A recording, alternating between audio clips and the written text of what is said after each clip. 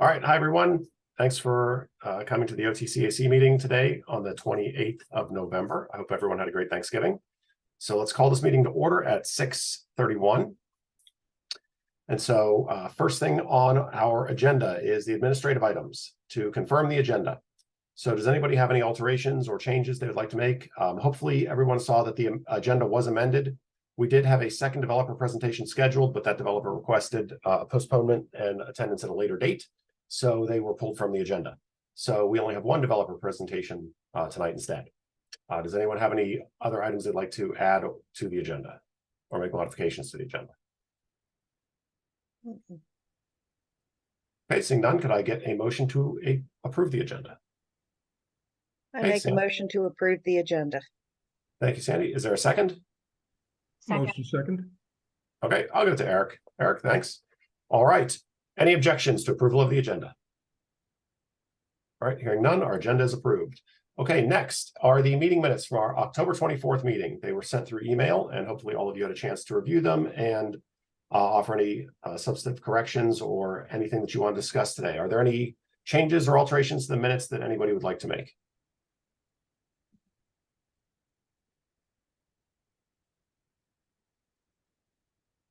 All right. Seeing none, could I get a motion to approve the minutes for our last meeting on October 24th? I'll make a motion again to accept the minutes. All right, thanks, Sandy. Is there a second? Okay, second, Stuart, thank you. All right, any objection to approval of the minutes?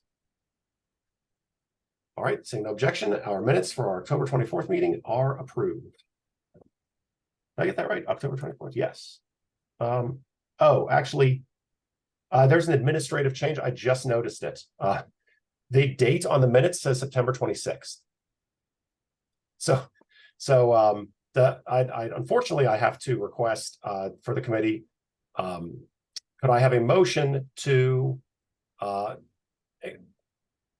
alter our previous approval to include correcting the date of the minutes? I literally just saw that. I apologize. So motion. Okay, thank you. I'll second it. Okay, thanks, Drew. Any objection to us correcting the date after approval? Okay, seeing no objection. All right, so yes, Mark, if you could please correct the date on the minutes before posting them. All right, thank you. All right, yeah, I should have looked at that sooner. I apologize. That's something I just didn't see until now. So, all right, so first thing on our agenda is the developer presentation for the WAWA number 8563. So the goal for this, let's see, so this is their first time appearing before the committee. The committee has seen this property before with a previous presentation, but this is our first time seeing it with this proposal. The point to note under the, I'm assuming, well, correctly, because it's still in effect, is the 2016 Odenton Master Plan does have this as a permitted use for this area. So just to note, so that's not up for debate in terms of today's discussion. It is a permitted use. So, but the question for the committee is, does this comply with the vision and objectives of the master plan? That's the question that is before us. And so from that, Mark, who do we have for this presentation? So we have Annie, the engineer on the project, and Annie, I'll let you also then introduce your team. And I've tried to promote then a couple other folks on the team, but I think they'll stay as an attendee. Yeah, that's okay. I think so. For our presentation, hi, I'm Annie Luttrell with Atwell. We're the civil engineers, so I'll be presenting the project, but also Stuart with us on behalf of the ownership is going to start out with an overview. Hey, everybody. So I need to jump on the other side of the table for this one. So thank you all for reviewing our project. I'm not sure, but maybe Jason was the only one on the committee when we last presented a 7-Eleven back in May of 2019 with absolutely no objections or concerns. What had happened is that the pandemic hit. 7-Eleven had a chance to drop out of the property, and that's in fact what they did. So we did a couple things. One of the things is we tried to assemble the entire block at the request of the county, and Mark's always mentioned connectivity between properties, so is Jason. We were able to acquire one more parcel along Hale Street. The parcel in the front corner of Nevada and Annapolis Road, we were not able to acquire. We were able to get involved with Wawa after long negotiations. They have been wanting to be in the market for quite some time. And we're actually glad to have Wawa rather than 7-Eleven. I think the benefit of Wawa is it's actually a store, a grocery store. And there is no food on that side of the Odenton Town Center. There's no food for the firehouse. There's no food for the folks that are in the apartments behind us, whether it be convenience, whether it be grabbing lunch before or breakfast before work, etc. So I think this will add quite a bit of convenience. Most people say gas station with convenience. It's really convenience with gas. With Wawa, we have one of the best convenience stores on the East Coast, according to several magazine publications that rate those types of things. So with further ado, I will let Annie come in and we'll put the project up and let her present for us. Okay, can everyone see the plan? Yes. Okay. Thanks, Stuart. And I'll get into the project specifics and walk you through the Odenton Town Center requirements and then any questions that you have. So to start, the property is just over 2 acres. And we've gotten the, all know about the Odenton Town Center Grid Street plan. We've incorporated all of those requirements in here, which actually the Grid Street plan goes above and beyond the streetscape in the Odenton Town Center master plan. So we just want to note that because there is a lot of right-of-way dedication on here. It's about 20% of the existing lot becomes right-of-way dedication. So we're kind of squeezed in and we're accommodating all these Odenton Town Center requirements. So the net site area becomes about 1.6 acres. So that's now what we're working with. As Stuart mentioned, the proposed use is a Wawa. So this is 5,915 square feet. And then we have the gas canopy here.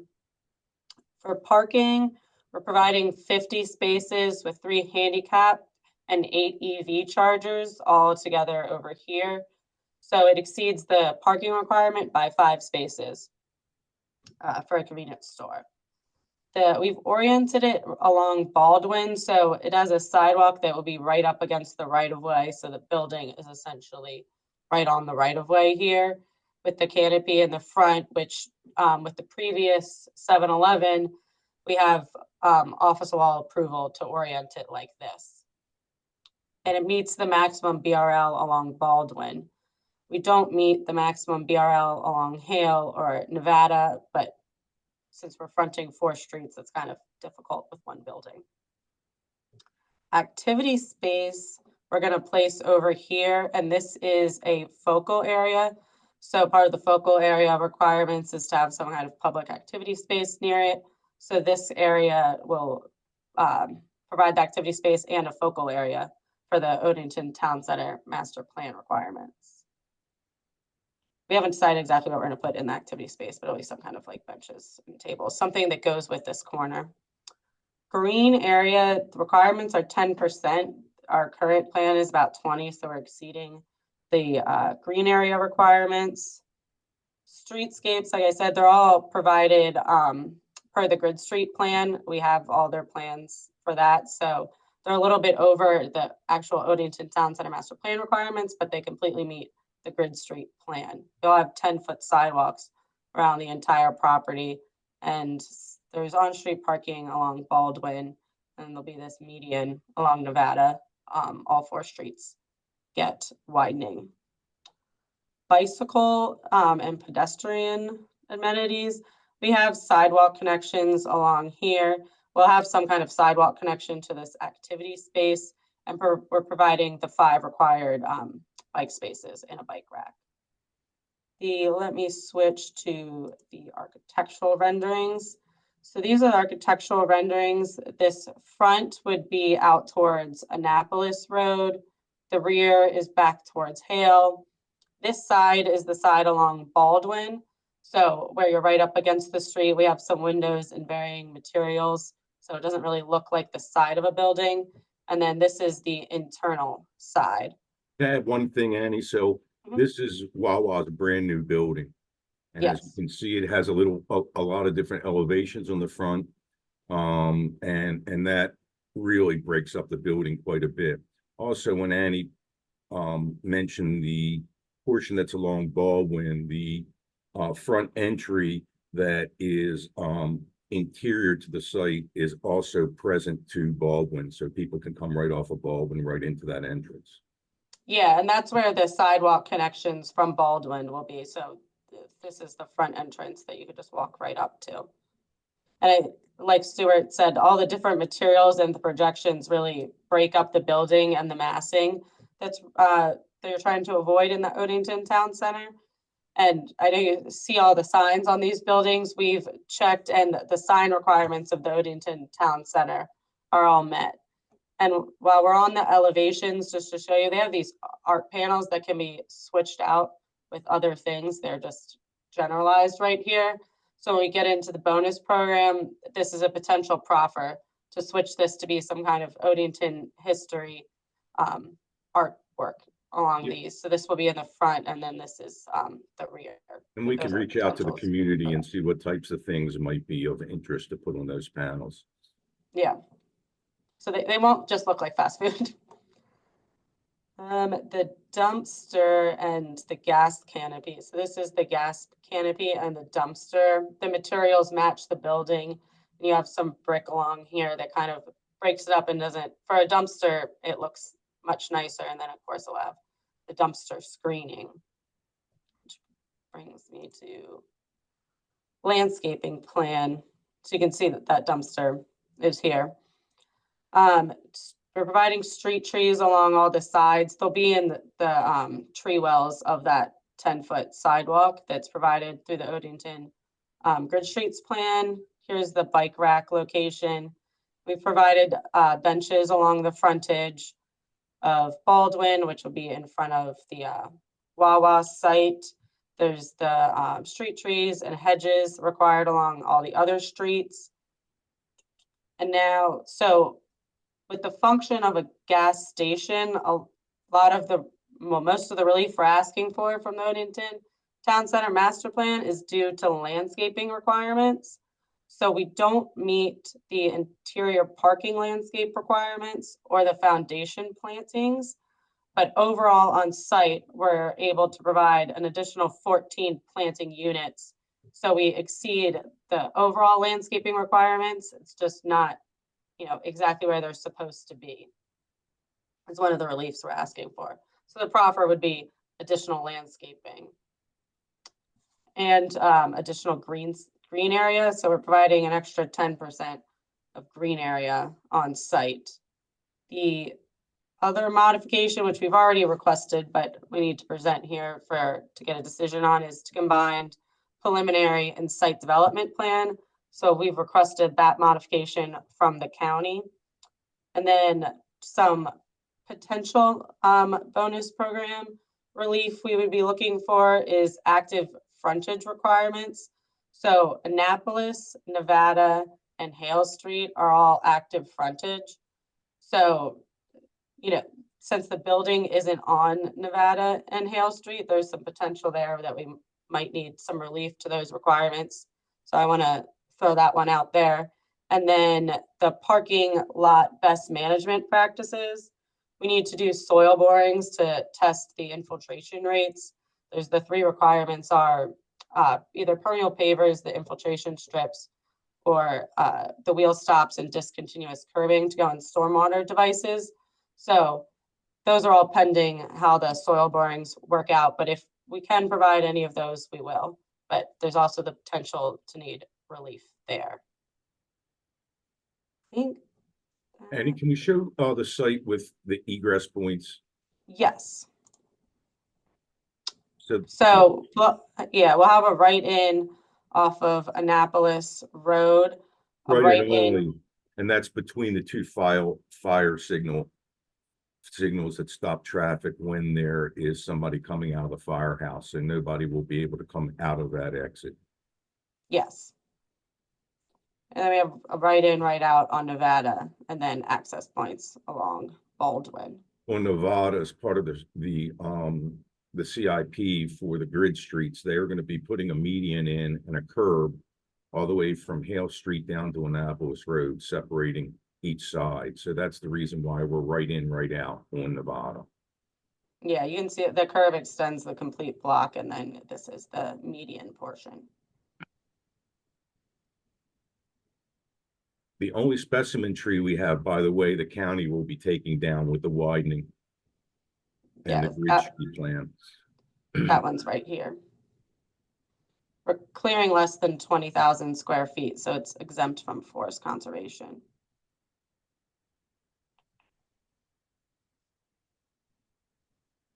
I think that's And I it think for Odenton towns. Are of course, I mean, stormwater management, providing ESD to maximum extent practical. We have 3 microbiome locations right now, and of course, those are also pending our soil boring results.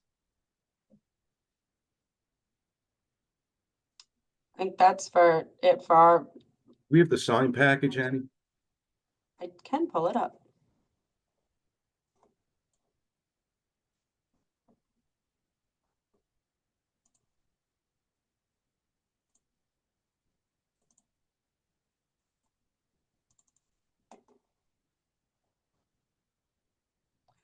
So this is the full sign package, so bear with me. But this one is the storefront sign. Oop. The rear sign, so they all get the Wawa, which you saw right here, but they all get that. These are the artwork, which we can change. Let me get to. I want to find the monument sign. Sorry that I'm clicking very fast. Okay. So they've modified this a little to meet Odenton Town Center requirements. So ignore the dimensions, but this will be what the monument sign looks like. So it's going to have like a matching brick to the building, and isn't going to be one of those, you know, huge, tall gas station signs. And that will be located right here. And then they'll have smaller directional signs at the other access points, which I can also show you. Those are these. Smaller signs will be over there. And we've checked the sign square footage, and they all meet the Odenton Town Center requirements.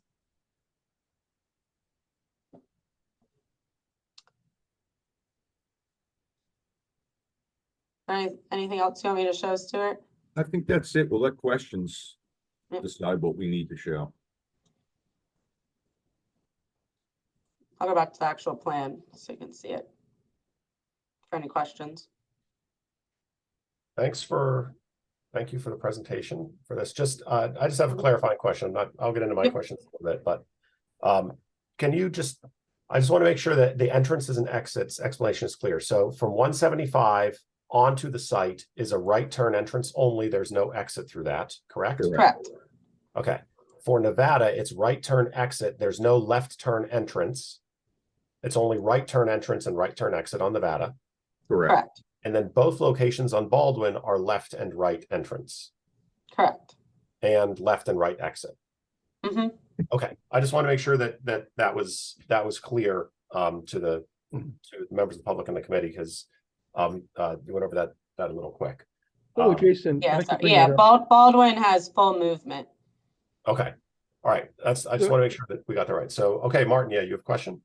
Well, so Jason, so just continuing on with your point there, right in off of Annapolis Road, once they get in, where would they be expected to go out? Would they go back out Nevada, or would they go across over to Baldwin and then turn left and then right back to Annapolis Road? What is the expected route they would take? There's no expectation, Martin. It would be wherever they choose to go. They just can't go out that exit. I mean, it's right in only. So I don't know what anybody's expectation is going to be. There's some people that will be getting gas And there are some people that will be getting food, and there's some people that will be trying to avoid 175 and going out Baldwin down Hale Street over to Town Center Boulevard. So, I mean, I really can't qualify. Yeah, I think that would be a function too of where you're trying to go after you leave the Wawa. Would kind of decide that for you. Yeah, just getting back on Annapolis Road. So if you want to make it convenient, you come in real easy, but getting out, you have to turn left if you go over to Baldwin. Now wait for, is there a light there? There is no light. Here, no. Okay. Yeah, so if you wanted to do Annapolis, you could do the right in, come over to Nevada, right out, Yeah, and then you have a right. yeah. So Jason, I have another question if you have time. Yep, go ahead, Martin. Yeah, with projects like this, and we've brought this up every time they are presented to us, is that we have a lot of square footage here where we can attach solar panels. The canopy is certainly one area. You mentioned before that this was a new construction. So I'm wondering why we don't see solar panels on a new design. You know, so that's something we can always look at with Wawa, but it's just not proposed at this time. Well, that's disappointment. I mean, I think, this is an opportunity to use that space. We're using that space for the new garage with solar panels. I think companies like Wawa, who have cookie cutter buildings, don't want to change it. And so since there's not a requirement to put solar panels in, they don't. But in this day and age, that certainly would be important to think about. Yeah, and I mean, they are providing the 8 EV charger spaces, which is more than, most other places are providing in this area. So I think, at least they've thought about the environmental concerns with providing those spaces. Martin, I will ask. That's all I can do. That's not really an environmental concern. That's just, you're providing that. Environmental concern would be renewable energy use here for this project. And there's nowhere that you've included that, not on the canopy, nor the building, nor anywhere. I guess what I'm going to point out, Martin, and I know you bring this up, it's near and dear to your heart, but until we're ready to mandate that for residential developments, I'm not sure why it should be mandated for any commercial developments. I just don't know why, and I think that there's a Well, reason for It's it. the right thing to do, Stuart. It's the right thing to do. I It's like, understand. if you wait for a mandate, it'll be too late to do anything. So, All I can tell you is we'll ask them, Martin. I Yeah. will ask Wawa if that's something they want to engage in, and we'll let you know. thank you. You're welcome. Thanks, Martin. Eric? Yeah, I think Martin had just mentioned something about a stoplight. If there was a stoplight at this location, I'm pretty sure there's not.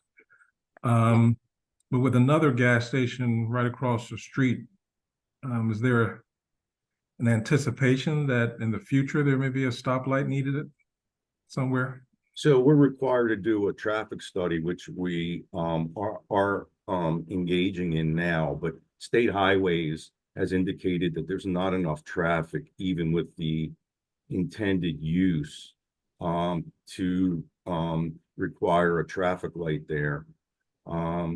There is a traffic light planned as part of the CIP Grid Street project on the other side of Annapolis Road.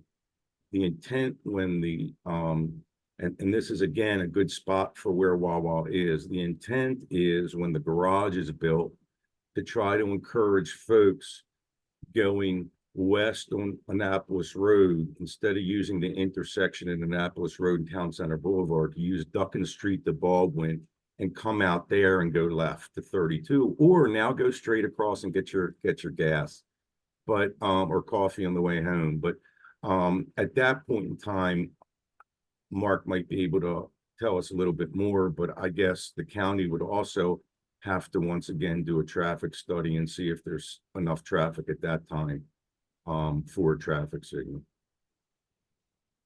Thank you. I do know it keeps getting brought up, and every additional development they then again factor it in, and just hasn't warranted it yet. So regarding the Grid Street study, we do plan on having the project team represent to the group shortly. They're, I think, in the design development phase. And so when they are ready or at a point that to present to the public, we will bring them in and they can, y'all can ask them questions. Thank you. And this next question is not site related. Stuart and Annie, I don't know if you can talk to this or not. In terms of economic impact, any idea of staffing levels for a Wawa? You know what? That's a great question. And I couldn't tell you that. It's open 24/7. And there's usually a minimum of 4 people in each store. So if that's 3 shifts, that's 12 employees. I don't know whether they do full-time or part-time. They play games with that kind of stuff for economics, but I'll get that answer and get back to you as well. Thanks, Stuart. Thanks, Eric. Colette? Yeah, hi. Thank you so much for the presentation. I have a couple of questions. I have 4 actually.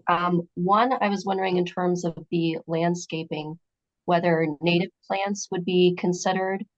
Yeah, so we're certainly doing native plants, and don't want to hold us to this, but so one of the proffers is the 50%. Right now we're at 75%.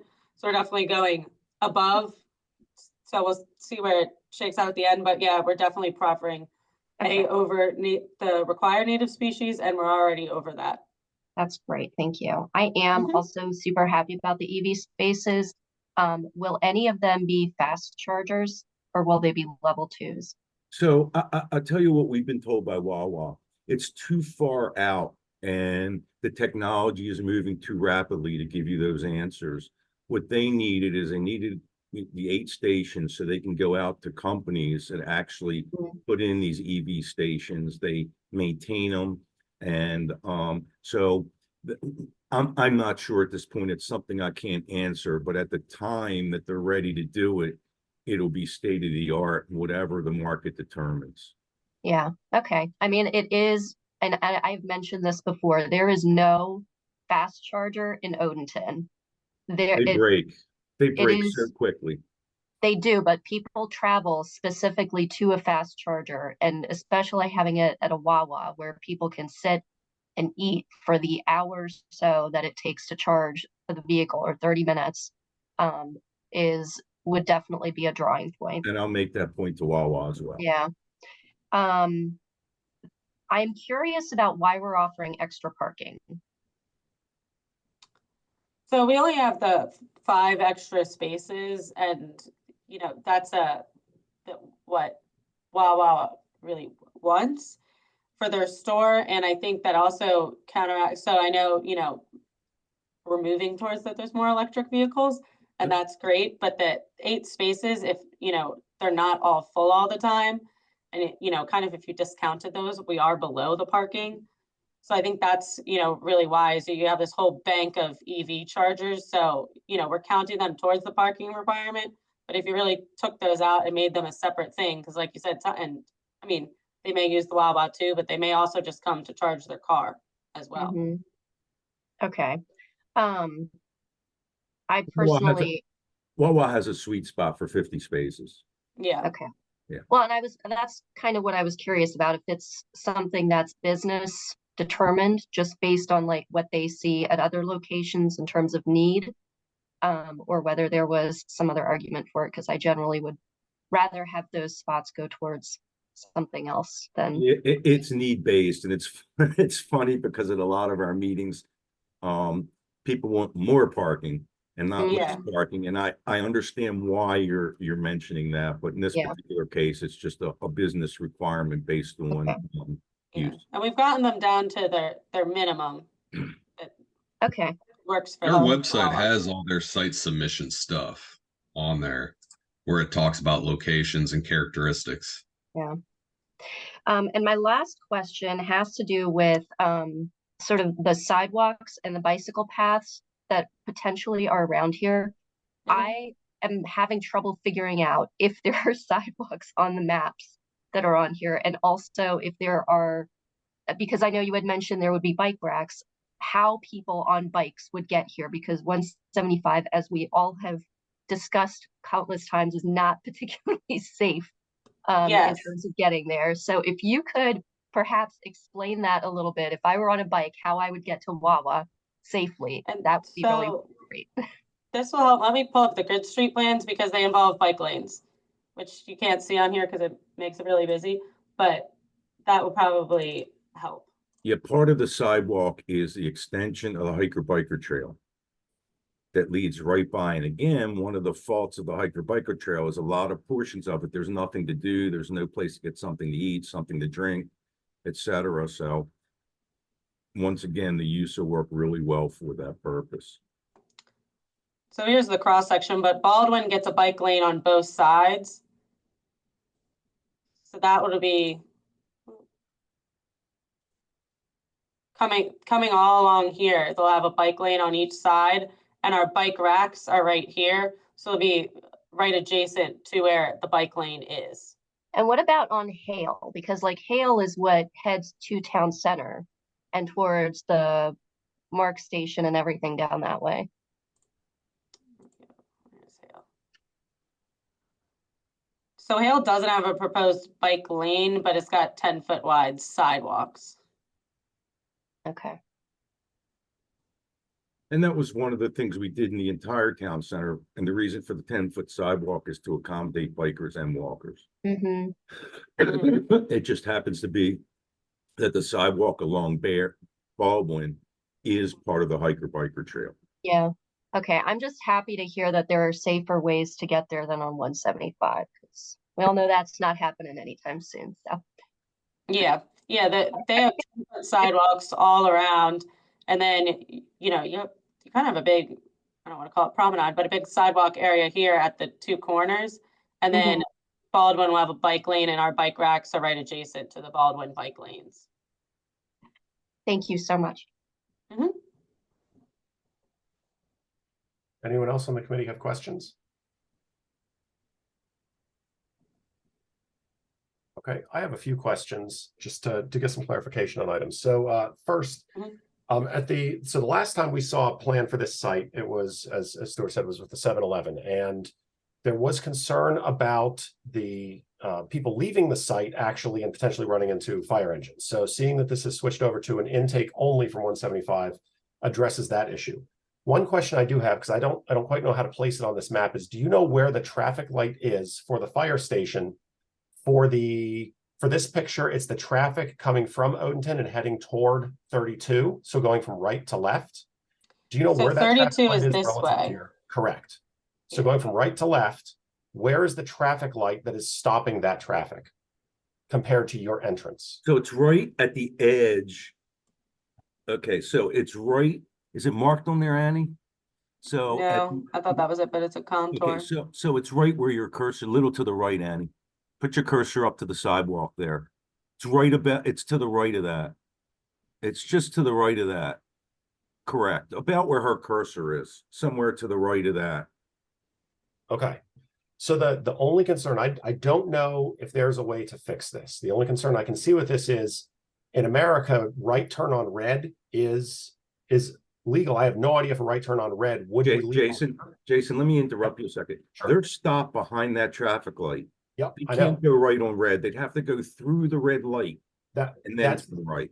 right. That's why the distance matters. If the distance is sufficiently far to where a right on red doesn't seem to be logically possible, I think I like that. I don't want people to think they can make a right on red. No, they can't. It's very Okay. clear. You'd be going right through a red light.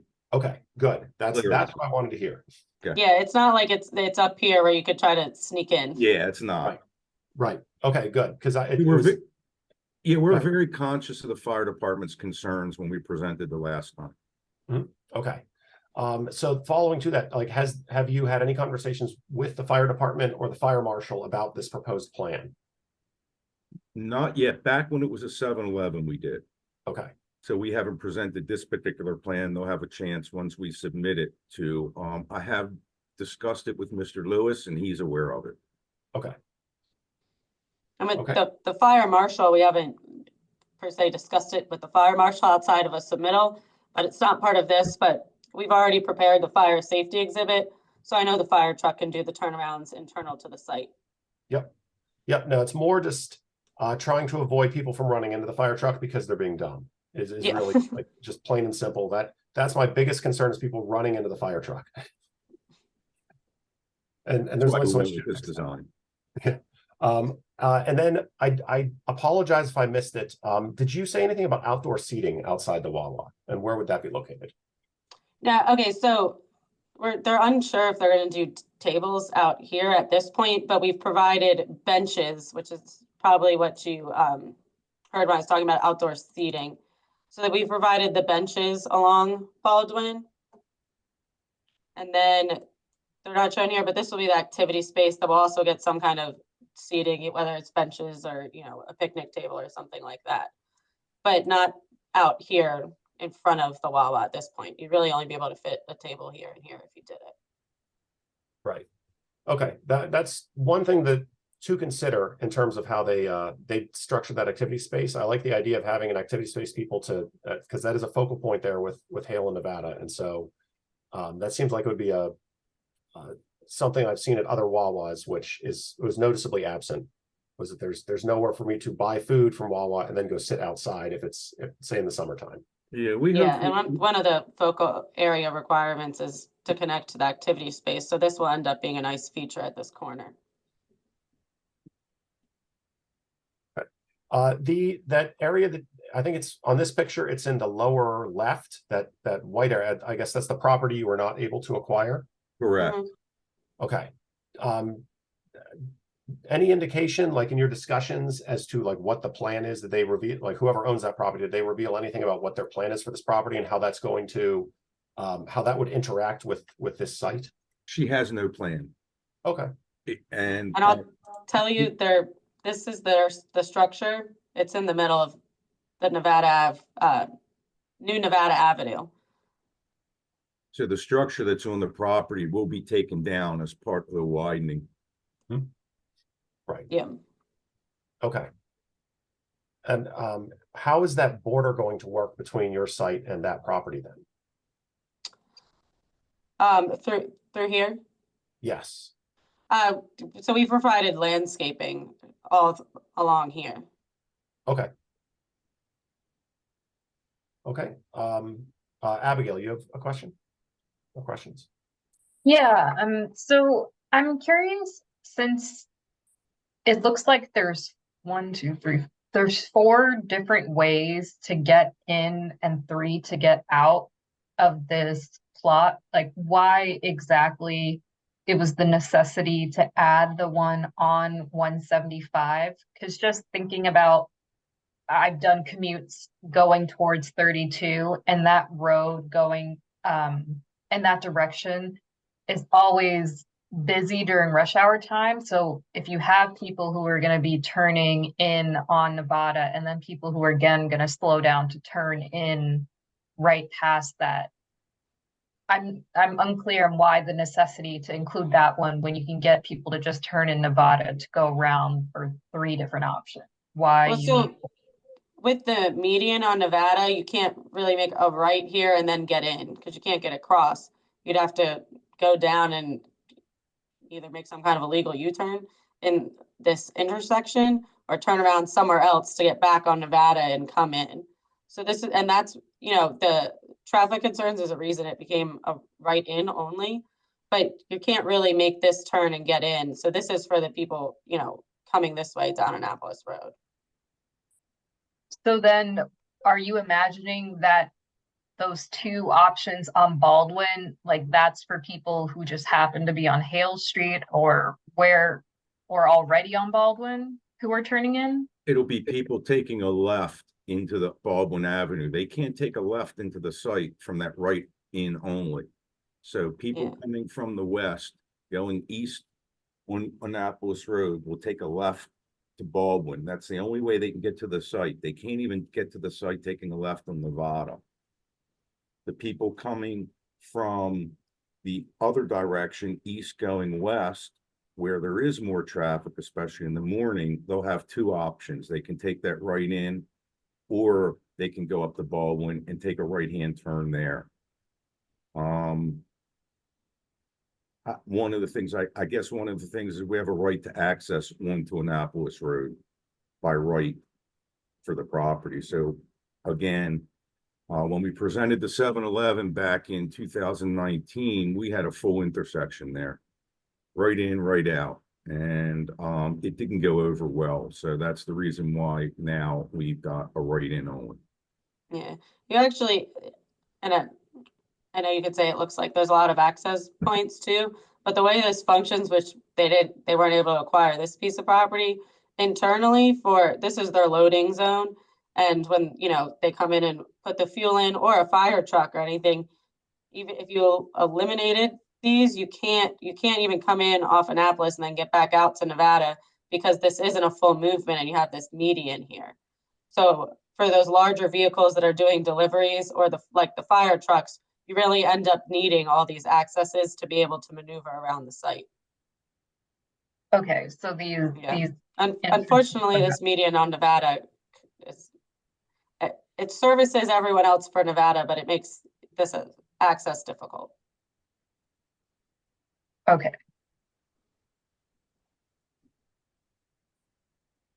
And one more suggestion or question to go back to Wawa with from Martin of I don't know how when it snows, like how snow plowing will work in this area, but if there is the option still to think of solar panels, I've seen some people do it over parking lot spaces. So not the Wawa structure itself, that could be another option to ask them about for shading for whatever that green space ends up being, like the bench area. If you're going to do some structures for shade for people to want to sit outside, it could be solar panel top or for the parking lot.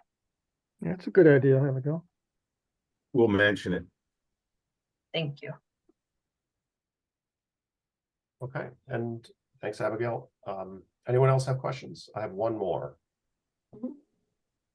Okay, so my last question is, so I took a look at the frontage requirements. I take that back, I lied. I have two questions, but one is not for you, one is for Mark. But my one for you is, I looked at the frontage requirements, and Baldwin is the only street that isn't an active frontage requirement, but that's the one where you put the active frontage on. So Hale, Nevada, and Annapolis Road are the ones with the active frontage requirements. I am assuming that the reason that you did that is because of the shape of the site, because I don't see the site making sense with active frontage on Nevada, because you have the area you can't develop in that corner. And then Hale Street would put the canopy against Annapolis still. So I'd be curious why you didn't choose that type of orientation, as well as then an orientation where you have frontage against Annapolis Road. Actually kind of makes sense to me, because I could see where you're trying to get people to walk up to the site, and more people are likely to walk to the site from Hale Street and Baldwin than they are from Annapolis Road. So I think that I could see a reasonable explanation for why you wouldn't put active frontage on Annapolis Road. I'm curious why you didn't choose active frontage on Hale, though, in terms of the layout. So it's interesting, Mark. Jason, because with regards to active frontage and our building setback distance from Hale Street, I think we can consider that almost the active frontage as well. It's within the setback requirements from the road. The building just happens to be on Baldwin. Okay, so there is an entrance from accessibility from all three streets. Okay. And then just another point is drainage wise, this is the very lowest point of the site, which, you'd never want to put your building in the lowest area of your site. Just another thing to throw out there. So that's why, and then, it is unfortunate, but that's where stormwater management ends up, because, that's where everything grades too. Okay, that actually makes a lot of sense. Actually, for both reasons, the one you gave and Stuart gave, in terms of why Hale Street's not the appropriate orientation for active, like the direct street active frontage. But distance wise, that makes complete sense to me. So I appreciate that. Thank you, Stuart. And we made sure there's no parking along the Hale side, so you still kind of get that feel, hopefully. Okay. So my question actually for Mark, there are two landscaping requests. Were those the the interior parking landscape requirements and the foundation planning requirements. So I've been looking at the streetscape landscaping standards in the master plan, and what I'm trying to figure out is, are these relief requests to the landscaping manual, or are they to the master plan? It's a little unclear to me as to exactly which one would be applicable here. But I don't know if that was a discussion that you had, Annie, Stewart, or Mark. No, I mean, Annie, are you looking for relief from the master plan sections or from the landscape manual? So since I'm not the landscape architect, I think I'm pretty correct, but I may be wrong. I'm pretty sure the interior parking is a code mod, so that's to the landscape manual. The foundation plantings, I believe, I mean, those are also in the landscape manual, but I also believe there's specifics in the Odenton Town Center master plan. So they could potentially both be mods to the landscape manual, which would be the code, but I believe there's additional foundation planting requirements in the master plan. Because there are, Jason, right, is what you're saying is there are requirements in both the master plan and the landscape manual. And the master plan identifies where there might be unique circumstances or where the intent is to go above and beyond what's already in the landscape manual. So, or in some cases less because it's an urban, or it's intended to be an urban area, and you may not necessarily need so much landscaping to help facilitate a pedestrian environment. So yeah, because I know there's specific different foundation planting requirements based on active street frontages as well too. So there could potentially be the need for relief to both. Okay, and that's what I'm trying to make sure the committee understands exactly what's before us. And so the only thing I can find is section 5.1 requirement 5, which is the at least 25% of the facade with to have the stationary movable planters, window boxes, other planted areas. Is that one of the items you're requesting under this relief request? So we have 21%. So yes, Okay. 4%. Okay, so that is definitely within the purview of the committee to be able to opine upon that then.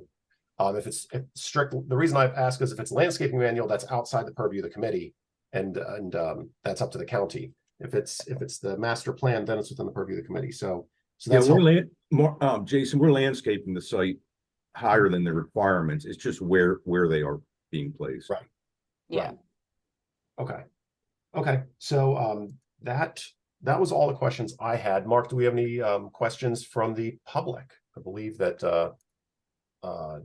there is, public comments and questions are permitted in this area, or in this for this topic. So does anyone who is attending the meeting? So I see we have a hand up from David Lewis.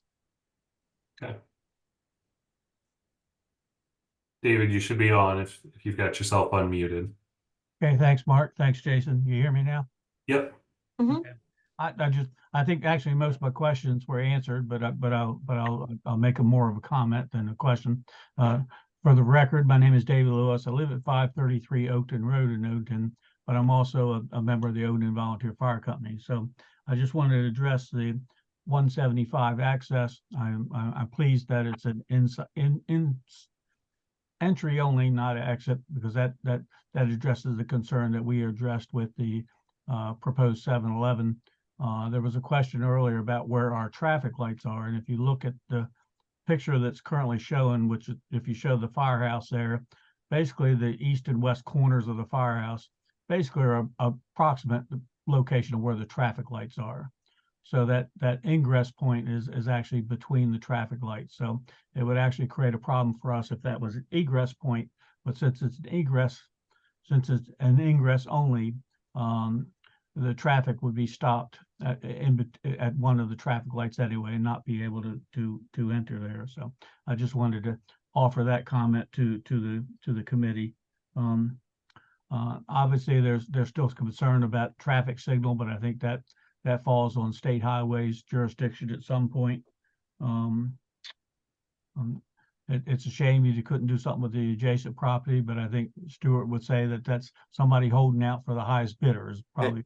He didn't want to say that, but I will. David, first of all, I appreciate your support, and we listened to you from last time, but I'm not going to say how much we offered that person, but their golden goose sale. Yeah.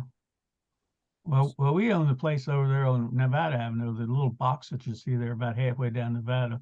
At some point, somebody will give us the money that there's a derelict house on that, but that was given to us as a donated property. So obviously, it would be a concern with the median right out in front of that, but that would be a future concern.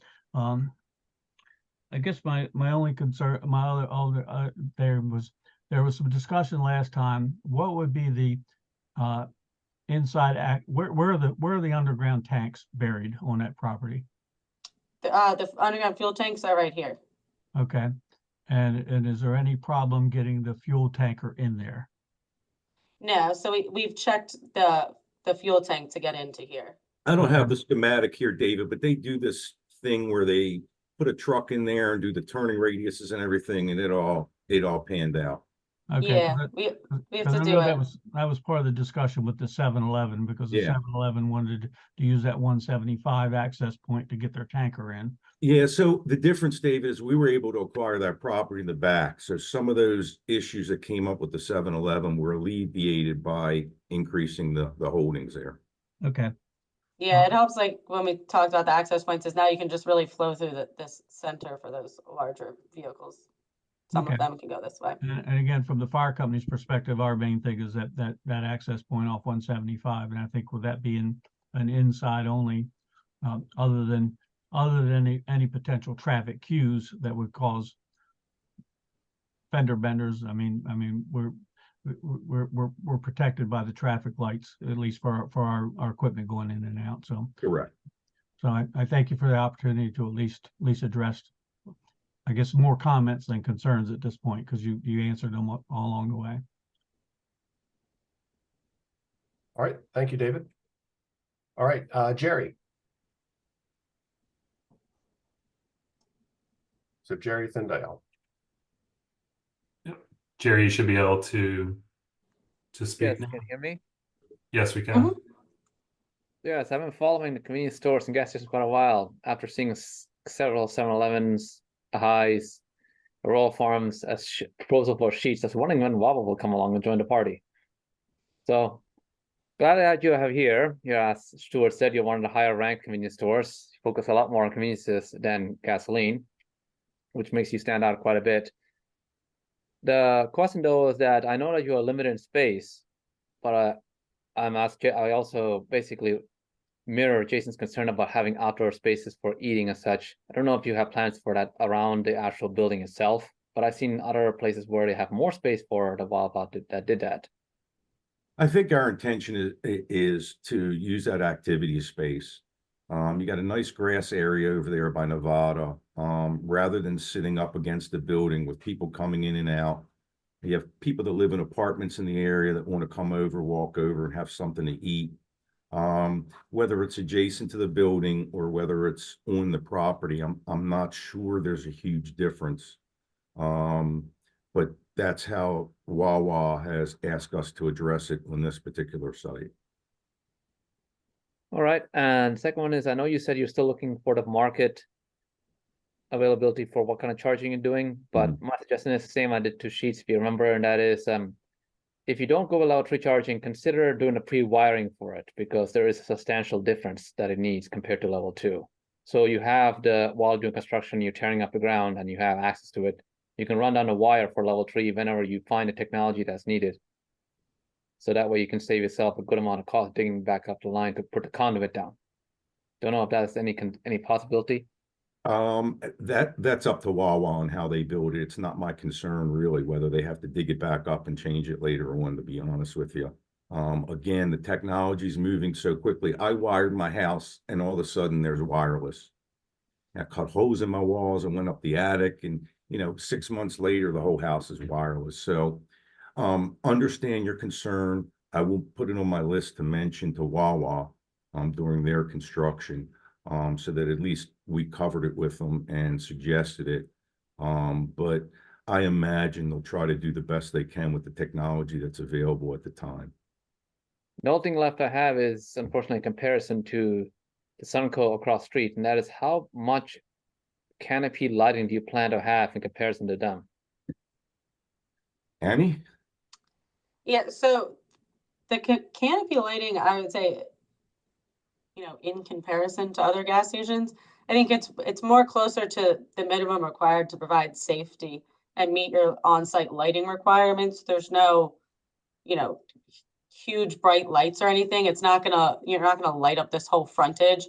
It's got to be lit, obviously, for safety reasons, but we'll meet all the county lighting requirements. So you have to have a certain number of foot candles along your property line, which makes it way less, when the sun, that's also a pretty new regulation that they've started checking those foot candles at the property line. So when the Sunco came in, I bet you they weren't checking that. That's good because at least you had a building there to block a lot of the ambient lighting affecting the residents behind you. That was Yeah, where you have these apartments, yeah, they won't have a bright canopy shining into their frontage. and that's another thing I appreciate you did. That's all I had, Jason. Thank you. Thanks, Jerry. Thank you, Jerry. Any other comments from the public? I don't see any other hands, so that's why I figured I would ask.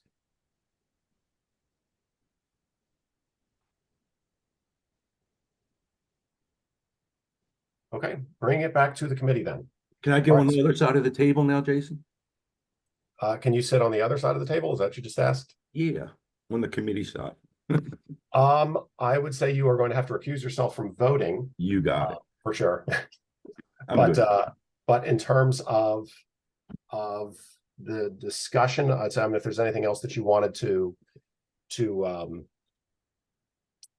provide comment or feedback on, I think that in terms of commenting in terms of the committee's opinion, my recommendation would just be to refrain from participating in that, simply because that avoids conflict of interest.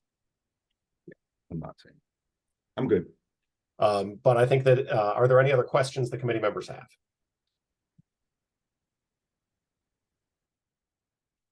Okay, well, hearing no more questions, I also want to say yes, thank you, Annie and Stuart. This is a good presentation.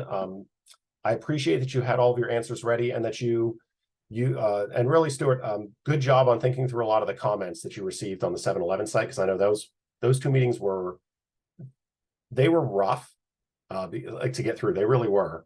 Not the roughest meetings we've had, but there were a lot of comments and feedback and concerns from the committee, and I like how you addressed a lot of the issues the committee had brought up in previous letters. So, for example, Annie, like you briefly covered the signs, but in one of the letters under the previous design plans, that the previous 7-Eleven did not want to follow the sign standards for the master plan. The fact that you came in and said, nope, we're going to follow the sign standards, was one of my questions right off, but you headed that off. So good job on addressing a lot of those items.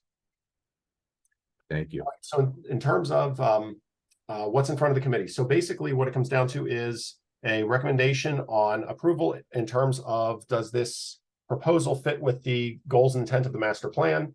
And then we would have to also provide, so there's 3 relief requirements that I recorded. I have that right now the current proposal does not meet interior parking landscape requirements that are defined by the landscaping manual. It does not meet foundation planting requirements, which are required by the OTCMP. That is one thing that the committee does have to take an opinion on. I will recommend the committee decline to take a stance on landscaping manual because that's outside our purview.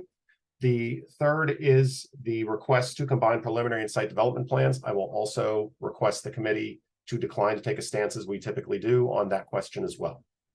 So in the way I see it, there are really 2 questions in front of the committee. One is the recommendation for the intent with the master plan, and number 2 is on the request for the foundation planting requirements. I will actually ask Stuart or Annie, is there anything else on that I want to make sure that the committee understands what's being asked?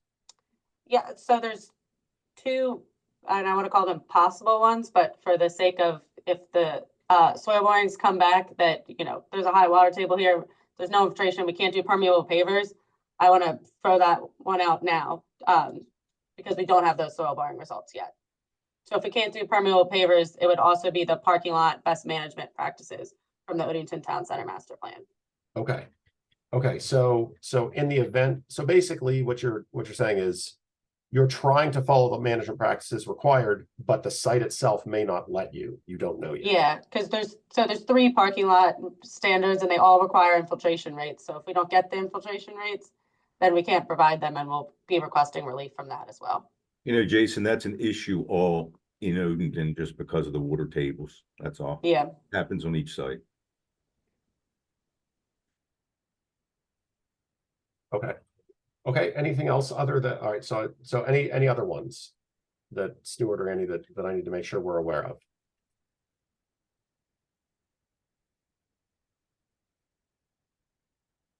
Nope, that's it. Okay, Just remembering that we're donating 20% of our site to the county for the streetscapes, street widenings, and that goes a long way to explaining why we need relief from the building landscapes. And we are over landscaping the entire site. okay. All right, so I will open to the committee in terms of the what you heard. What is the committee stance in terms of a recommendation that we would like to make? Anyone have any thoughts?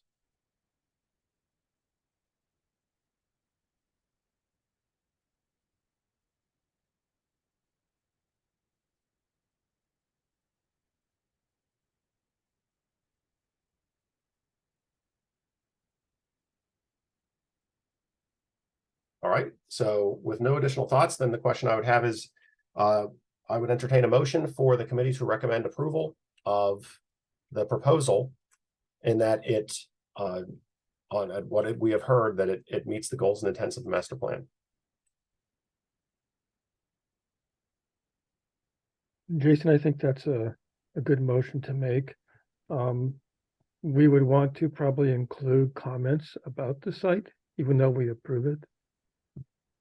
Oh, absolutely. Yeah, we haven't got that far. It's more of I'm, you know me, I've run through the letter, of what it has to contain.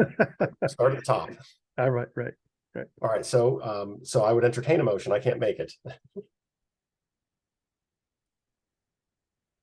So can I have a motion then, if the committee agree, would like to progress down this line, that the letter would state that the committee recommends approval of this proposal with further detail, which we will define. I'd so move. Can I just ditto? Yeah. Okay. All right. So Martin moved, Brenda second. All right. So the content of the letter now.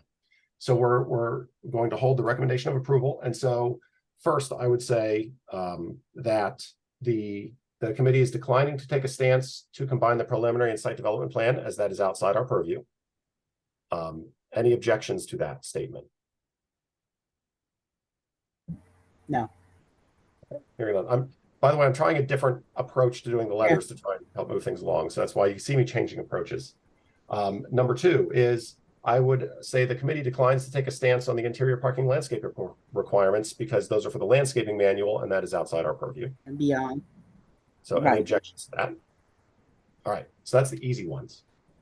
All right, so next, the committee, from what I've heard, so basically we've heard that the site is going to be over landscaped at this point in time. There's an extra 10% green area being provided.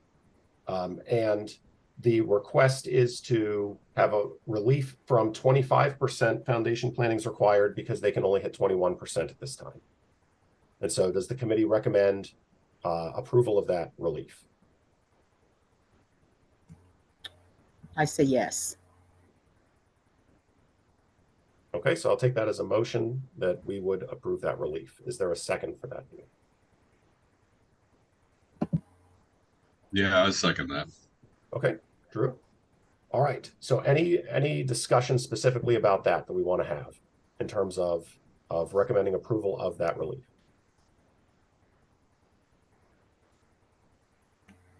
I would only like to ask that if over the course of the continued development of the plan, that if anything should change, for example, we've reduced the number of parking spaces after all, that we try to get back up to the 25% that's required.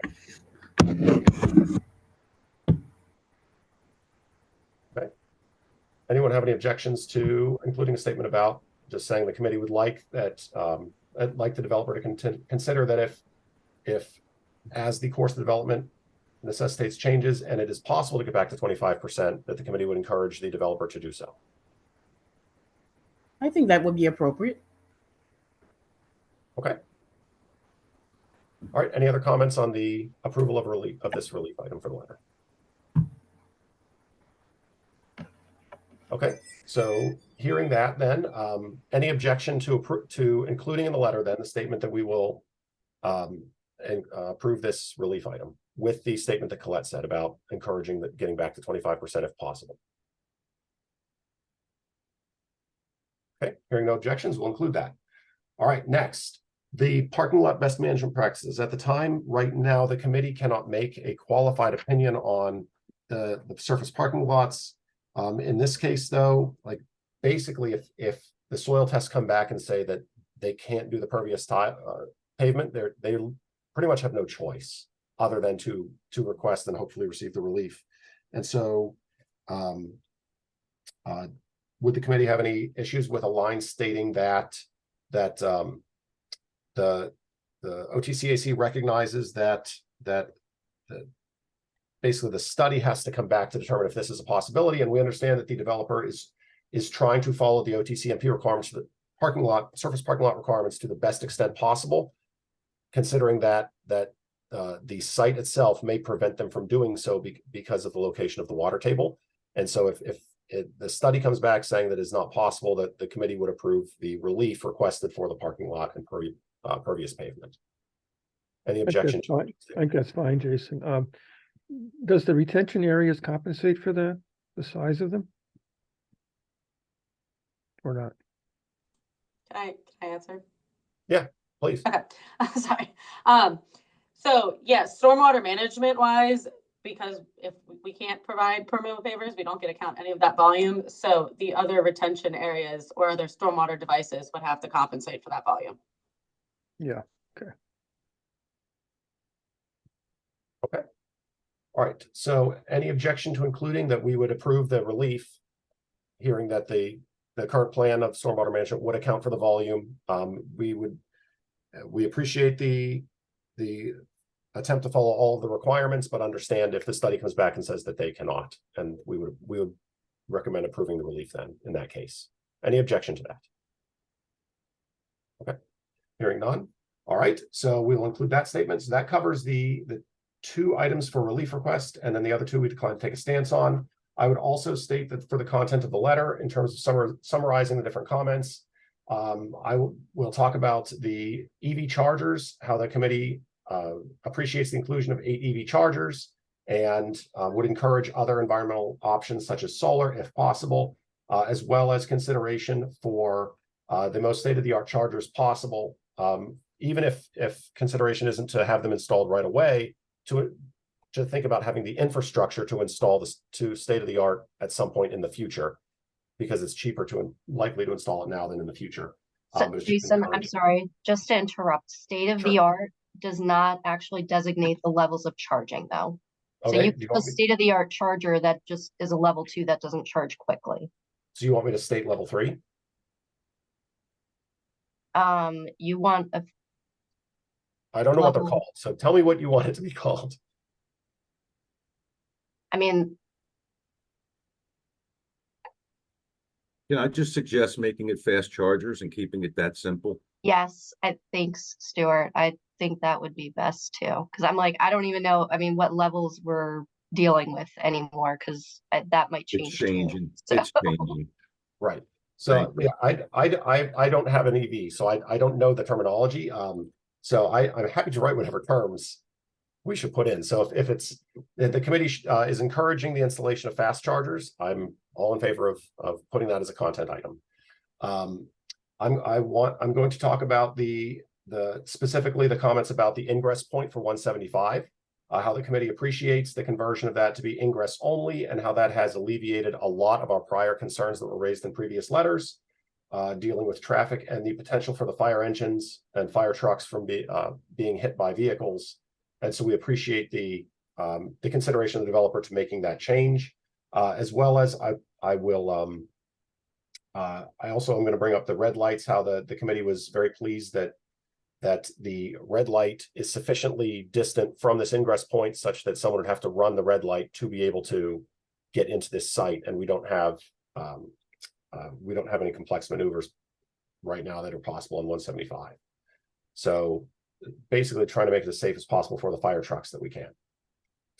I'm also going to include statements about outdoor seating, how the committee encourages the developer to look at outdoor seating for people to stay on the site, such that in case they're, say, an EV, or if they are stopping for food, that they have the ability to buy from Wawa, because you can buy food at Wawa and they can eat at Wawa and eat inside or outside.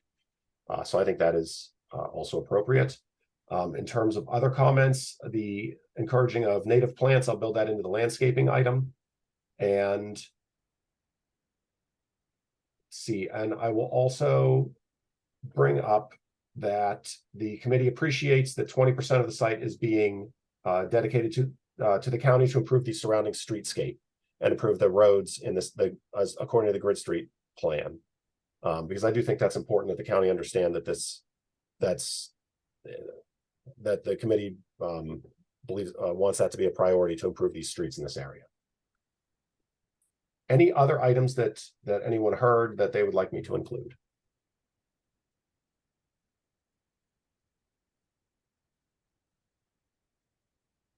Okay. Any more discussion on the content of the letter then? Overall. Okay, then bring it back for a final vote. So the question on the table is that the committee is recommending approval of this proposal in line with the goals and objectives of the master plan. We're going to decline to take a stance on the item for the landscaping manual. We're going to decline to take a stance for the item that's in the code, which is the combination of the preliminary and site development plans. We're going to recommend approval of the relief for landscaping, with the caveat that if it's possible to get it to 25%, we would encourage the developer to get it to 25%. As well as we are going to recommend approval of the parking lot best management practice waiver if the study comes back stating that they are unable to meet the pervious pavement requirement because of just how the site is located. Mark, do I need to mention anything about the frontage? You all covered about, because right there's it's the active frontage and the 80% requirement. Did you all cover that?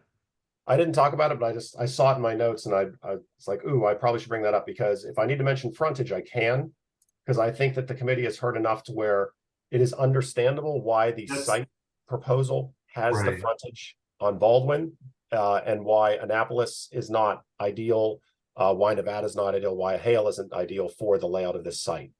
I think that I could write that up if you think that the county would want to see that. Yes, they do. Yeah. Okay. Yeah. All right, so I will include that as well. All right, so that is the overall content of the letter. I'll ask again, any other final discussions? All right, seeing none, then we'll call to a vote. All in favor of a letter with all of that content, raise your hand, say aye. Aye.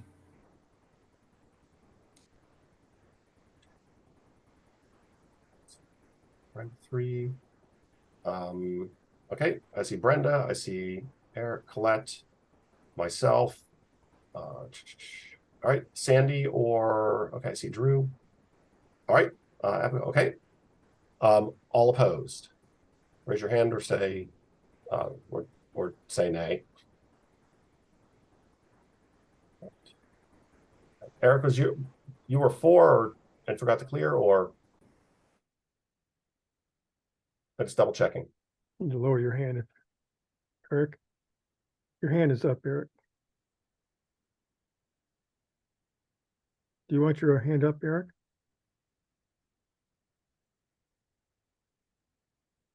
Sorry, I had some technical issues. I'm trying to get my Just my click hand the down. There you same go. thing again. There you go. Sorry, Okay, I saw your hand up on the 4, and technically you can't Yeah, vote in both directions. I was voting for. Sorry. Okay. Okay, any abstentions? Okay, appropriate. All right, and the opinion of the chair, the ayes have it. So the committee does recommend approval, and I will draft a letter indicating such with all of the content that I listed out. Much appreciated, everybody, Jason and the county. Thank you. Yeah, good job today. Appreciate it. Thanks, Annie. Thanks, Stuart, for the presentation. Thank you. All right, so next on our agenda. As soon as I can find the window where the agenda is, here we go. Okay, next on our agenda is the development project status update. So Mark, how are we doing?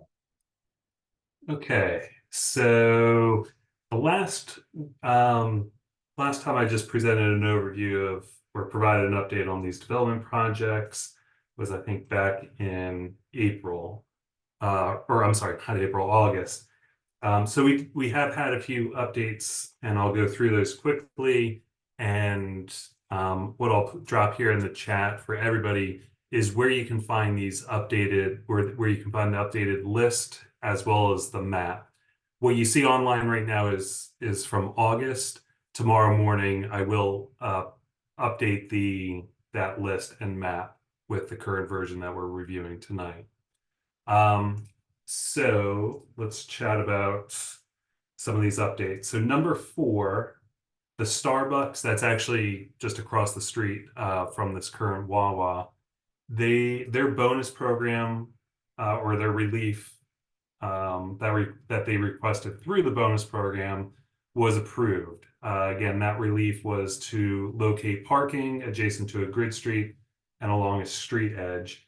And the proffers were, let me just bring this up here, providing 2 electric vehicle charging stations, site landscaping of 75% native species, exceeding the requirement for green area, 13 additional planting units, again, exceeding the forest conservation easement break-even point, exceeding the activity space requirement by over 1,000 square feet, and additional plantings at the northwest corner of Baldwin and Annapolis Road. So again, trying to offset what that request was or that intent or the vision is within the master plan with additional community benefit or environmental benefits. That was number 4, the Starbucks. Number 5, Wawa. We just heard from them this evening, so they've now been added to this table.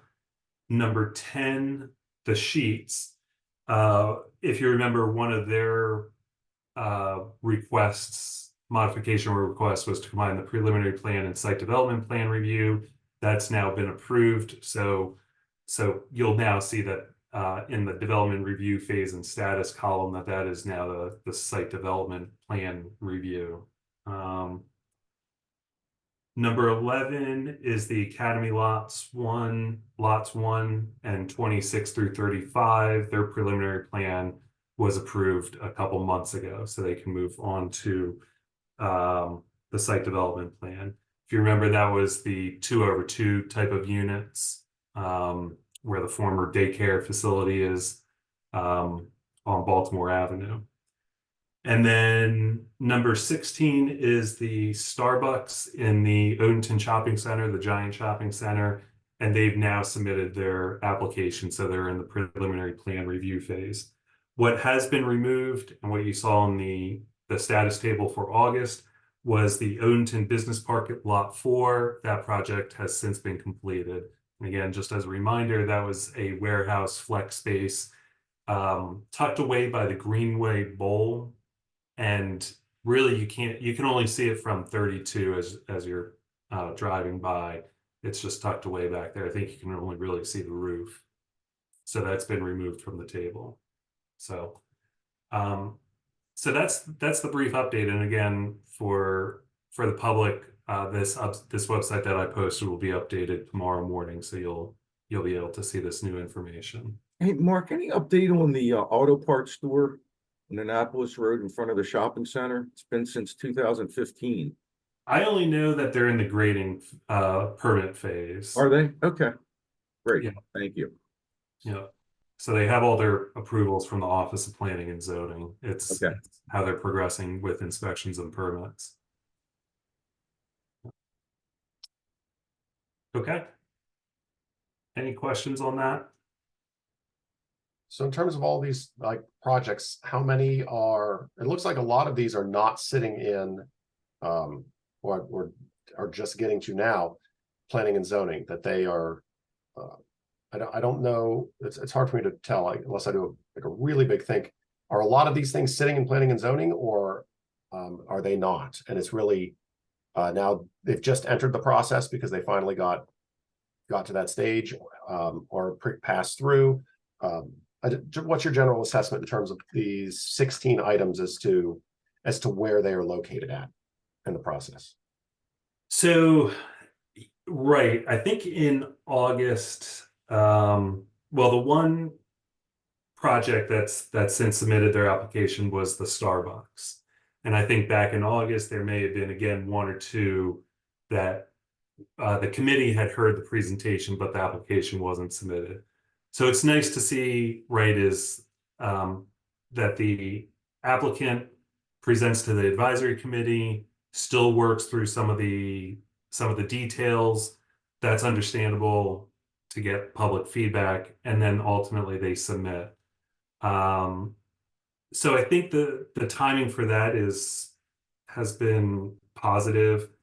Then there will be projects where when they submit their application and the Office of Planning and Zoning provides a letter back with what needs improvement in the project, there are still some projects going through that review.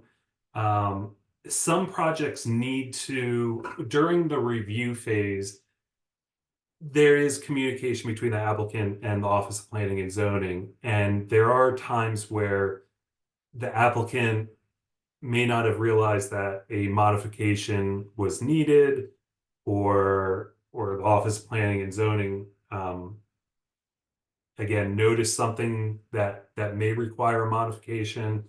So there is that conversation, and then the applicant may need to just pause, or I should say now submit a modification application, or a bonus program. And again, those may be code items, and that's why they may not necessarily be coming to the advisory committee.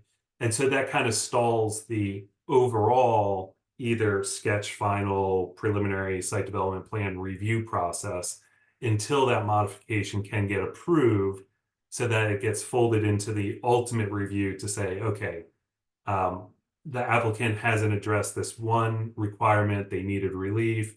We now acknowledge that we can grant them relief, and now we can look at the entire project again, right? And proceed with providing additional comments. So there is that back and forth, but then ultimately, I think it is a good sign to see, again, starting at the top where we've got the workforce housing project that's in the grading permit phase. Stuart brought up the retail store next to the Giant that's in the grading permit phase. I think there is another one. I mean, the Mayfield self-storage construction is underway. I think they're really finishing up if they haven't already. Oh, and the Bonaventure lot there on Brightwork, even though they came in for 6 lots, they are just now in the grading permit phase for one lot to build one home on one lot. So, yeah, again, I mean, I don't know how to quantify it, but I think it's nice to see projects entering the review phase. There are a couple big projects like Academy Yard Phase 2, which we've heard recently, as well as the Odenton Town Center at Seven Oaks Lot 4, which was supposed to present tonight. They'll probably present in January. Again, they've been held up because it is such a complex project, and we need to review every detail of that. But again, I think it's been positive between the communication between Office Planning and Zoning and the applicant of what we're looking for. So I don't know if that answers your question, but it does. It's more of just an assessment of how we're doing. So I appreciate that. Thank you. Any questions from the committee? No, I just have a comment. It's tough out there building anything new right now. With interest rates and cost of materials and labor and everything. At the same time, Odenton has finally risen out of the footsteps of Arundel Mills and Crofton and Laurel. And there's a lot of interest in the area. So it's important for this committee to continue to find ways to make sure that we get these folks in here and not push them away by some of our requirements. That's all. I appreciate the flexibility that the committee has shown recently, and I also really like the flexibility that's built into the plan purposefully that the county is now executing on reviewing projects. So I thank you all for that. And Stuart, shooting from the hip here, is the fact that there are several residential projects might help catalyze future retail projects, right? Now that there might be a critical mass of people to support those retail uses. It's the perfect storm. It is the critical mass, but it's also because those other areas are built up now. Right. And these retailers are finding, they're finding out where's the next place. And we've always been the hole in the donut, unfortunately. And there's an opportunity now. So hopefully in the next year, 18 months, rates will come down a little bit and these things will move forward at a quicker pace, but they're coming. Thanks, Stuart. Thanks, Mark. Any other questions from the committee?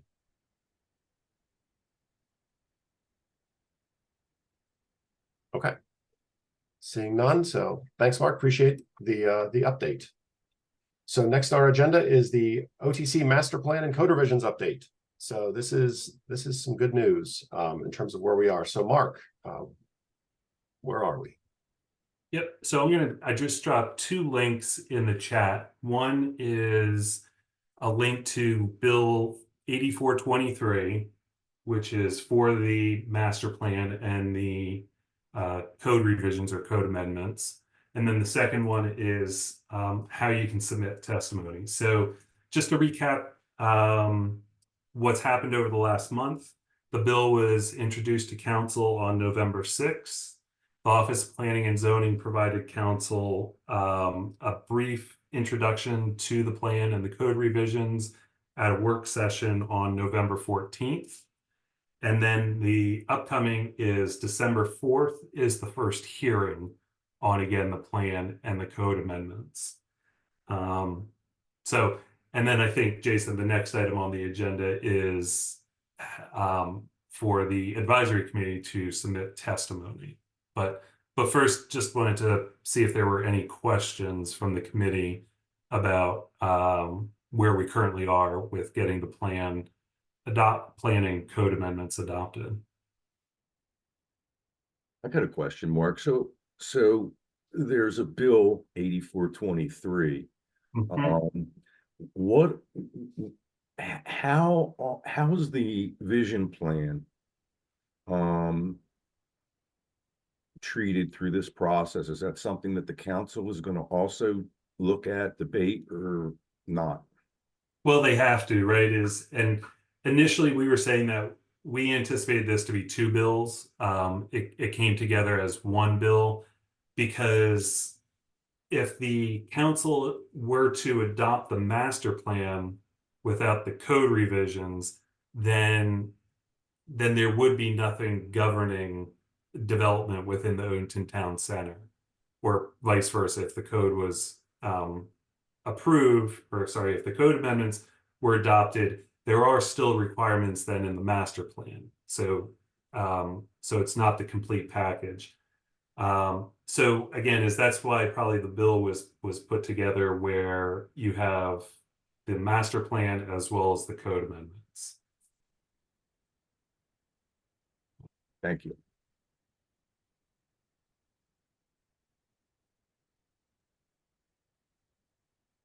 Okay, so yeah, it's good news. We have 8423 now, and so next Monday is the hearing, and so Basically, the question is in terms of the OTCAC submission.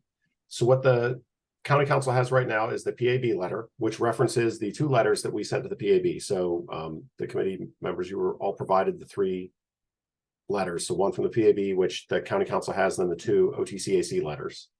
And so the question B is, do we want to draft a letter for the county council that basically encompasses the previous letters that had been sent? Like, it's the material, to be very honest, would just get recycled into a letter addressed to the county council specifically, that isn't along the lines, that is along the lines of what we had said previously. And then as well as, do we want to make best attempt, because I have to clear it with somebody else other than me, in terms of my family, in terms of me taking Monday night to go to the county council meeting. But I would plan on trying to get there as well. So that's the question for the committee, is what do we want to do in terms of the OTCAC's formal opinion? So were our previous letters submitted as testimony or not? To the PAB. Okay, so then I suggest yes, definitely to the council, and fresh is always good. Yeah, I would say that's a good idea too. Yeah, because it's past the planning advisory board. I mean, they're done. Yeah. They pushed it on, so now we got to go to the next group and do it that way. And the more they hear it, the better. So. Yeah, just change the name on the top of the letter and you're good. And the date, and the date. The date, yep, and the date. All right. Does anyone have any other comments or to Stuart's proposal? I'll take that as Mark's second. When is the council scheduled to vote on this? So that depends on these public hearings and whether amendments are being made. Okay. Is there going to be a work session? Do we know at what point this could potentially be on a work session? So the work session was on November 14th. Okay, so that already happened. Correct. Yep. Yep. Did this come up during the work session? So myself, as well as Christina Pompa, we provided a brief presentation, and the only question we received was whether this rooming houses and how they were permitted in the 2016 plan is the same as how they're permitted in the new permitted use chart, which we did confirm that they're being permitted the same. It's a very specific question. Right. Yeah, it's important nowadays with the cost of housing. I think that's probably why it was posed. Trying to figure out affordable housing any way we can. So I know Councilwoman Hummer is on the call. I'll promote her to panelist or give her the option if she wants to jump in here. Yeah, absolutely. I think that's a great idea, Mark. Okay. And say anything. Okay. So she'll be joining here.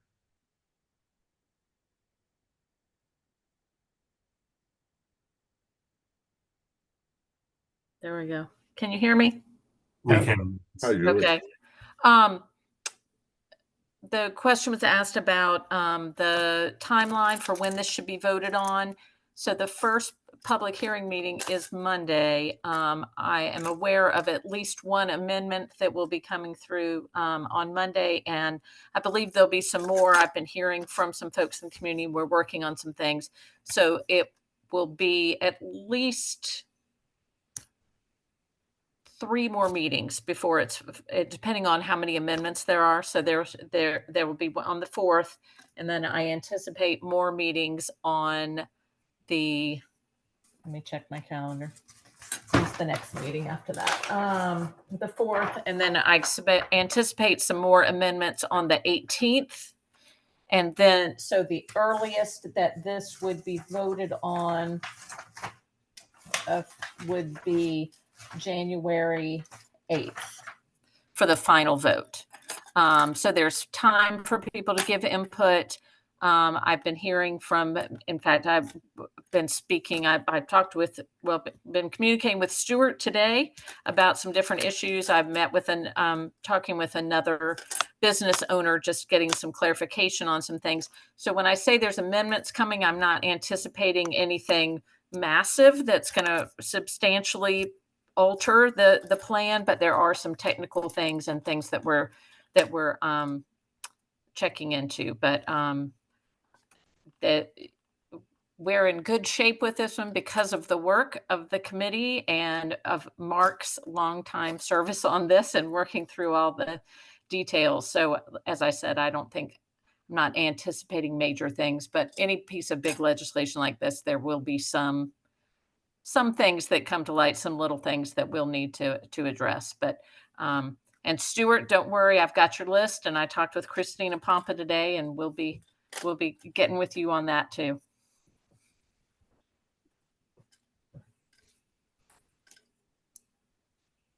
Thanks, Julie. Any other questions or thoughts from the committee on our stance?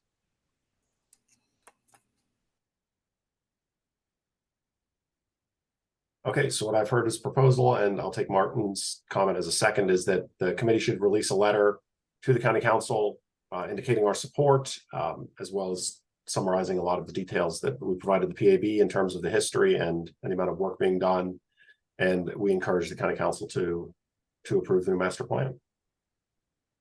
So that's what I heard and seconded. Any other discussion? Okay.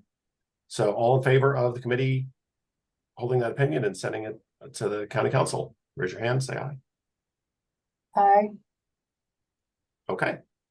Opinion of the chair, the ayes have it.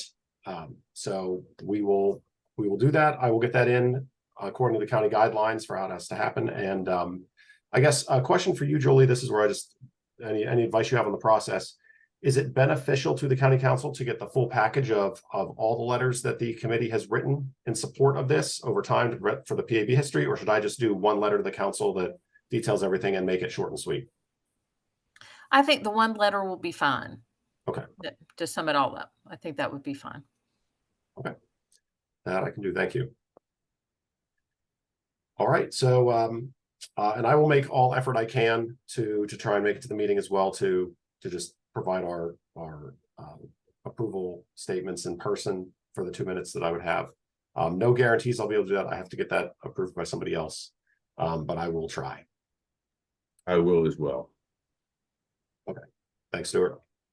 Okay, and of course, any committee members, you are absolutely welcome to attend and provide oral testimony. Like there's me saying I'll do it for the committee does not preclude you from going and voicing your comments for approval as well, because it's important for them to know how much time and effort. And I would also agree with Julie that we are very fortunate to have Mark sticking with us for so many years, because his historical knowledge of all of this, as well as just being able to make sure this process stays through all of the rotations of the personal members, as the membership changes here.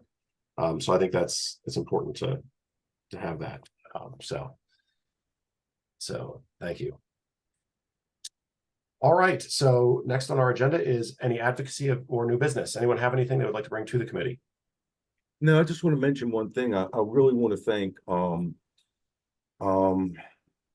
might be George Karras for Academy Yards, who really spearheaded the effort to remove the unused tracks first on 175, but we just got them removed in front of my office, which my office shook every time a truck came by, on Piney Orchard Parkway across from Walgreens. So it's really an improvement for the community, because nobody liked going over those tracks and they just weren't necessary. So I just want to a improvement to the community. I just want to state it at the committee. Thank you. Hey, Stuart, did they take out the track or did they just take it out? It's gone. Wow. Yeah. And what a task. I mean, we actually had a plumbing issue and we had to cut some pieces out in order to put our pipe in. And I guess maybe the pieces were 18 inches long and they were well over 100 pounds. It's 1930 steel. and you can't get steel that way anymore. It's 125 a foot. It's very heavy rail. Yeah. I hope the Historical Society got some of it.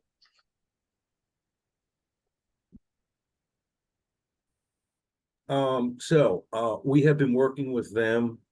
Actually in front of our building, they are going to be putting a historical plaque of different, and where you'll be looking at the Walgreens and down at a historical area, and it'll be showing the buildings, etc. And we'll have a couple pieces of the rail there. That's awesome.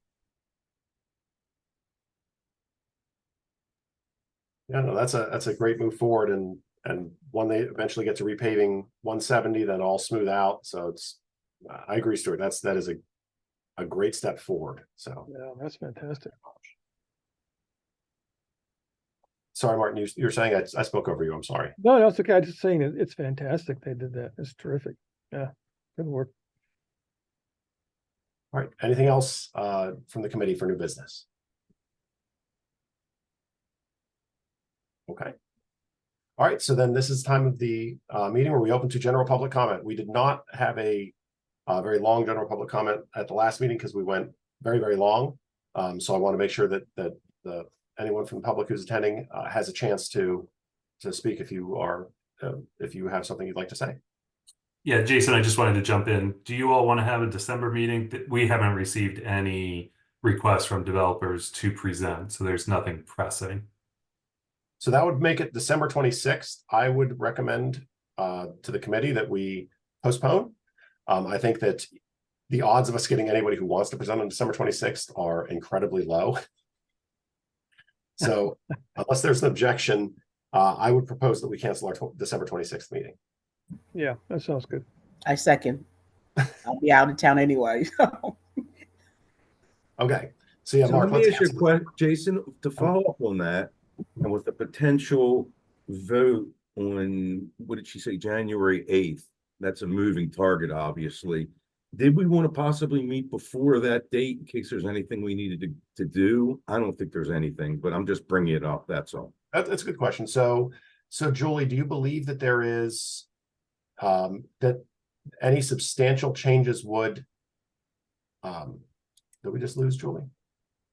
Yep, we just did. Okay, that's fine. So the question is it possible there would be a substantive enough change that we would want to have a committee vote to have some type of letter go to the council before it voted on some type of item like that? I think is a fair question. I mean, I think we should have a regular January meeting, but we should be prepared to meet the first week in January prior to a vote. Now, if that vote's moved off to another date, then we don't have to worry about it. Okay, there's Julie. My apologies. I got fat fingers and accidentally signed myself off to have it. So what was the question for me? Do you think there's a possibility that there would be such a substantial change through an amendment that the committee would want to have basically a regularly scheduled meeting to be able to vote to put a letter together to send to the council before it voted on a final?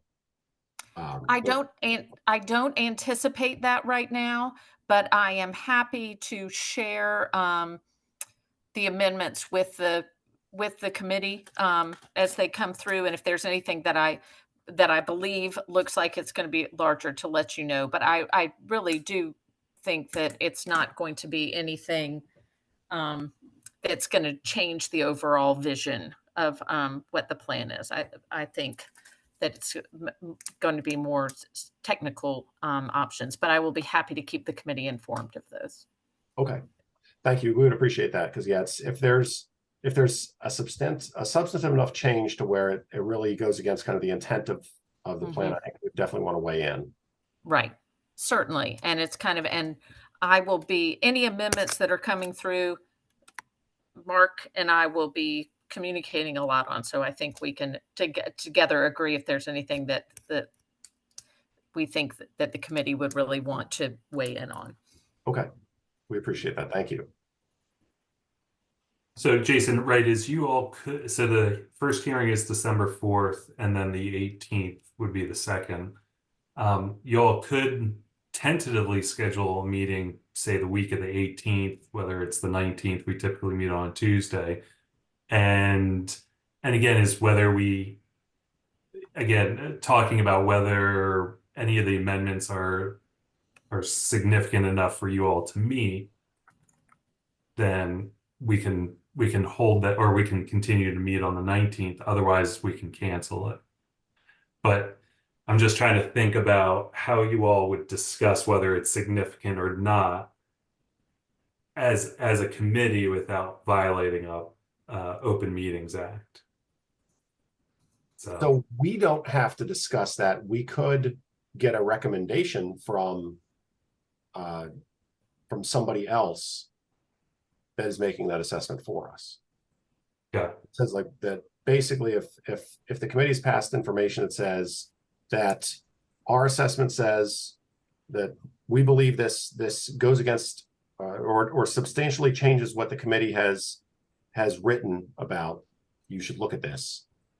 Or if you say, we don't believe this is substantially changed, like gone against the committee's written. I don't see that violating the Open Meeting Act if we're passed information to say that. Because we're not making any decision, we're not discussing that. It's being done by others who are in public setting. Like, for example, if Julie makes that assessment, that's within her purview as a council member. And the way I share information with you all is BCC, so that there isn't any impulse or mistake to discuss business via email, which would again violate the Meetings Act. So so again, do you want to schedule something on the 19th? And it could just be considered a special meeting held tentatively pending, additional information. And that would be the only agenda item for you all, if you'd like. Everyone eats what does the committee? Okay, so now we have a plan. So you want to let's see what comes up.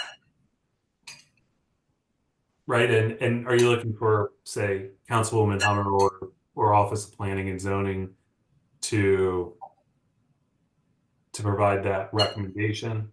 Yes. Okay.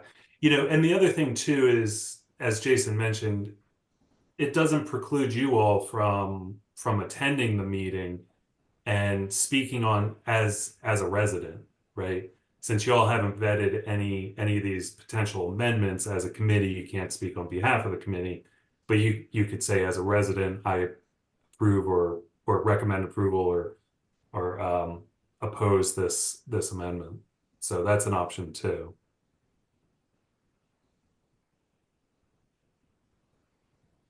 So for the committee, would you be okay with saying we will have, right now we have a special meeting on the 19th of December, that if we're told that, hey, this is something we need to discuss because a letter should come from the committee issuing a stance, then we will meet. If we don't receive anything, then that means our current approval, that like the letter that I'll draft and send, still is upheld. There's nothing contradicting it. Therefore, we don't need to meet because we don't need to reissue an official stance of the committee. Is that reasonable for everyone? Yeah, that sounds really good, Jason.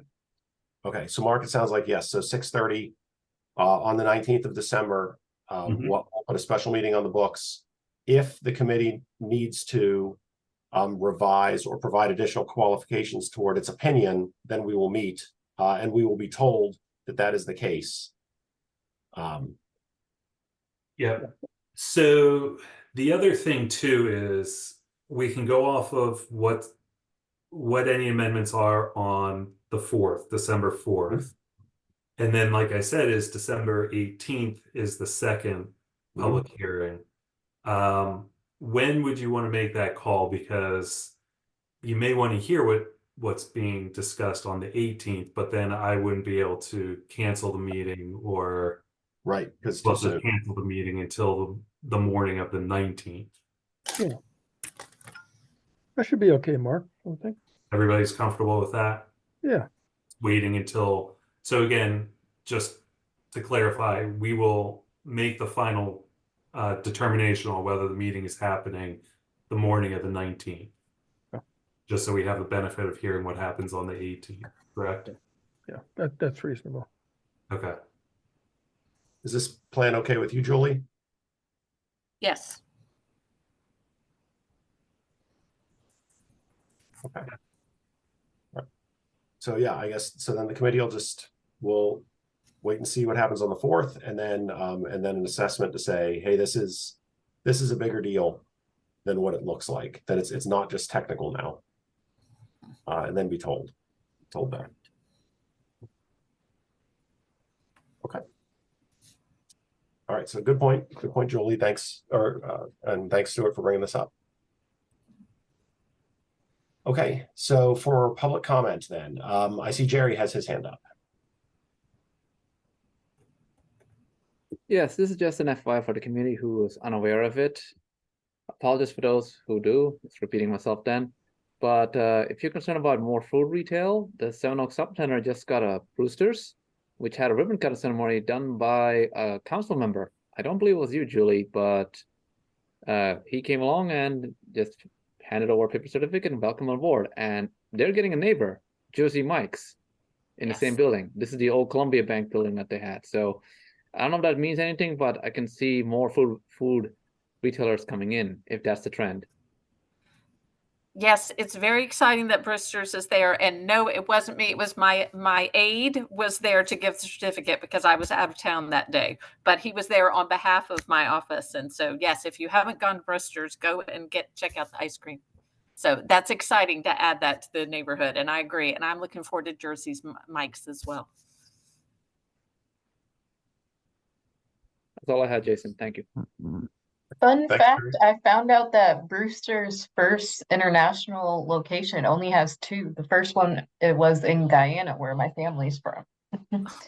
They have a lot of sugar-free and dairy-free options, particularly for people who have diabetes or like high cholesterol, things like that. So it was really cool to find that out. I'm glad to hear about dairy-free things. So that is definitely a welcome addition. So nope, that appreciate the bringing that up, Jerry. Thank you. So yeah, it's great to hear that more things are moving in. There's more selection coming. That's can't go wrong there. Okay. Any other public comments? Anyone else have anything? All right, back to the committee, and I'll include Julie as well. Any other final comments, thoughts?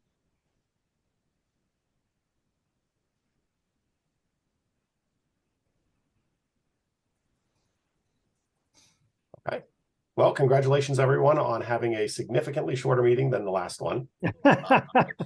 Not saying much.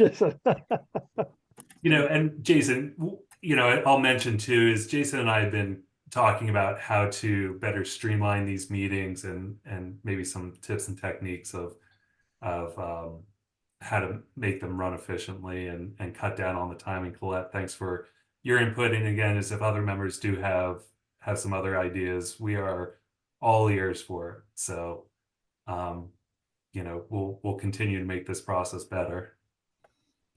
One of the things, and maybe everybody does, but I really encourage everybody, when you get the projects that we are going to review, please visit the site. Please visit the site. Okay, and you can go, if you can't get out of your chair, you can go on Google Earth and visit the site. And you get a street view, you can get an overhead view, etc. So that would help streamline things, because when there's issues that us developers talk about that we can't do, it's not that we don't want to do. And there's a reason, and you'll have a better understanding. So it helps our committee. It really does. I agree. So, okay.